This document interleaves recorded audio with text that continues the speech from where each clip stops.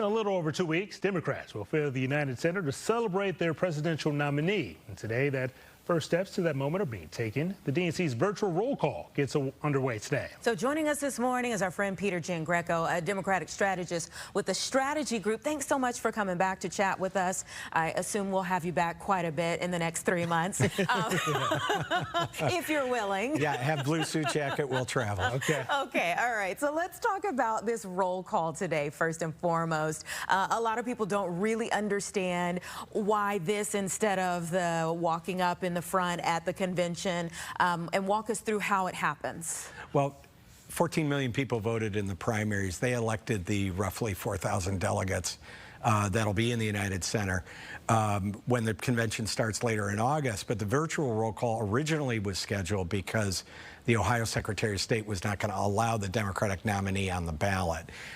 So since that time, there have been a few things that have happened. Just a few. Yeah, just a few. But so delegates are bound on the first ballot, representative of those 14 million Democratic primary voters. Since President Biden has taken himself out of the race, those delegates are now released. If anybody got 300 signatures of those delegates, they could place their name in nomination. No one but Vice President Harris has done that. That's where the roll call starts. Feels like there's really been a lot of energy now that Harris has kind of taken over as being the likely Democratic nominee. What do you attribute that to?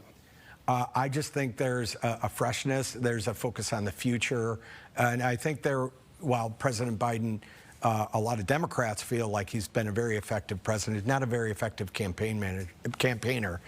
You saw the Wall Street Journal poll, only 37% of Democrats were enthusiastic about Joe Biden. 81% are now enthusiastic about Kamala Harris. That's unprecedented. We've never seen anything like that. Now, same poll, more than 80% of Republicans are enthusiastic about Donald Trump. So now it's game on. Yeah, now it's game on, except the fact that she still doesn't have her vice presidential pick yet. We're expecting that very soon. So let's talk about the timeline and what could add even more energy if she gets the right person by her side. Well, they've already announced that they're going to be, the ticket will be campaigning in Detroit next week. So you can look for a big swing.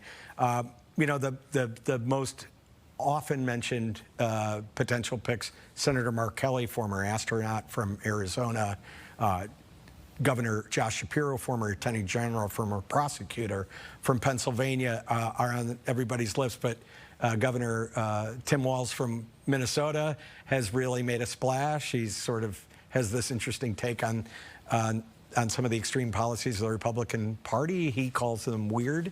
That struck a chord with some Democrats, but the question is, how do you get to those folks in the middle, the independents? And Vice President Harris will make her decision on who she wants to govern with first, and second, how she gets elected. And you mentioned those independents, people who maybe have not made up their decision for November. What impact do you think what here in Chicago may have on some of the independents that have not decided what they will do in November? A lot of people, despite the fact that Kamala Harris has been a district attorney, an attorney general, prosecutor herself, a United States senator, vice president for 3.5 years, a lot of Americans who just don't really know that much about her. This launch has drastically changed the race, but it's amazing.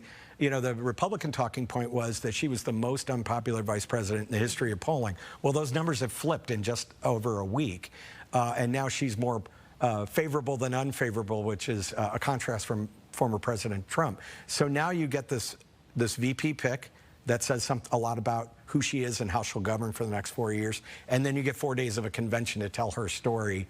It would not surprise me if there's a bump where people say, you know, this is just the kind of person we're looking for. Well, when you say that a lot of people don't know her, even given her time in public office, a part of that kind of came out yesterday when the former president was here speaking to the National Association of Black Journalists and made some comments about Vice President Kamala Harris. What was your take on what was said and how all of this played out yesterday? Well, I think it's Trump being Trump. This is always who he's been.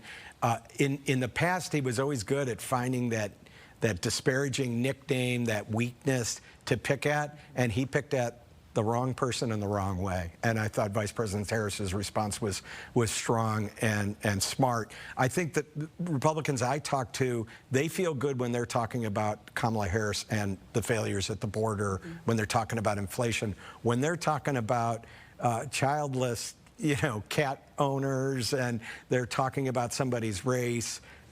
They're on really bad ground. So I think you'll see the Republicans try to get their footing back and try to, get the conversation back on the issues that they think they win on.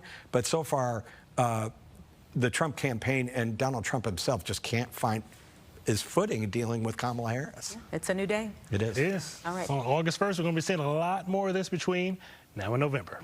Thanks so much for being here.